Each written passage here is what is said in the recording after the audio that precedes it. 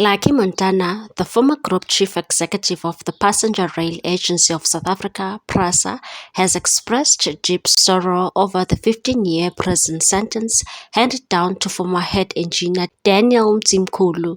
Montana, pledging to stand by his former colleague, described the situation as a travesty of justice. Mtimkulu, who joined PRASA in 2000, was sentenced by the Johannesburg Specialist Commercial Crimes Court on Tuesday for faking his qualifications. Convicted in January 2022, he faced 3 counts of fraud related to misrepresenting his academic achievements and submitting a fraudulent job offer letter from a German engineering firm.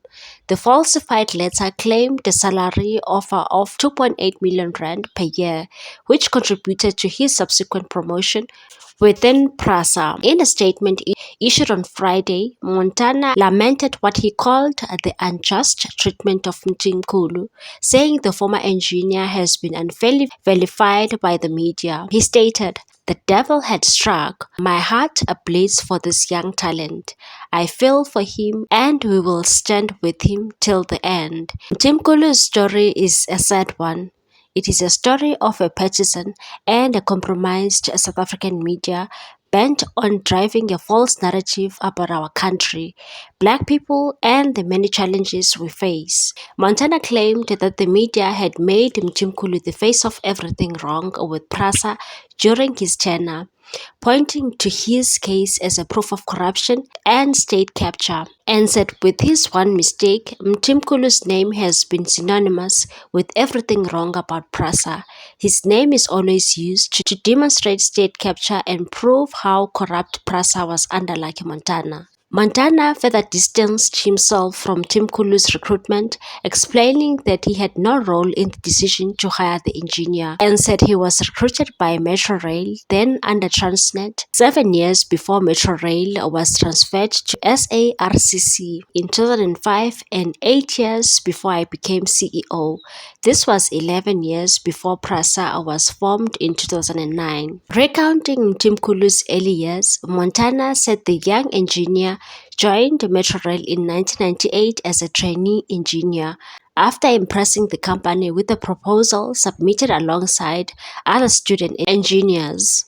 Although Mtimkulu never completed his engineering degree, he rose through the ranks at Metrorail based on his experience and skills, and said those who appointed him knew he did not complete his engineering degree.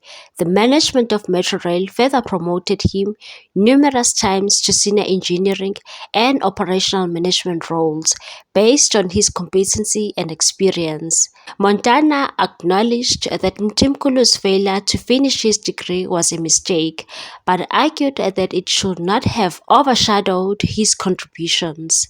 Montana criticized the media's portrayal of Mtimkulu, accusing them of deliberately crafting a false narrative that tied the former engineer's rise to Montana's influence, and said the media wanted to make the point that Mtimkulu was Montana's fake engineer. The innuendo and systematic dishonesty is that Montana brought Mtimkulu to PRASA to manage big tenders and manipulate this in favor of Montana's political allies and friends. Montana also took issue with the title PRASA's senior engineer, a role that the media often associated with Mtimkulu. He clarified that Mtimkulu never held such a title and that his actual role within PRASA was an executive manager in the rail division, where he oversaw engineering teams and reported to divisional CEO Masengwa Mofi, not Montana.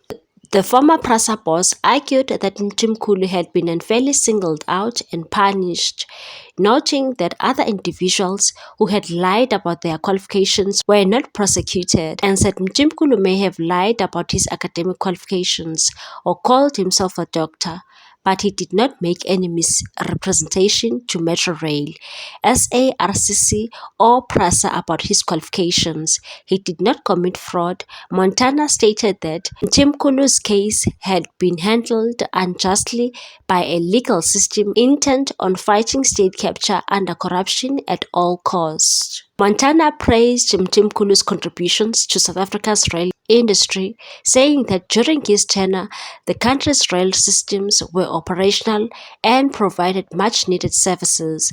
He contrasted that with the current state of affairs, saying PRASA, Transnet, and Metrorail had since collapsed under the very forces fighting state capture.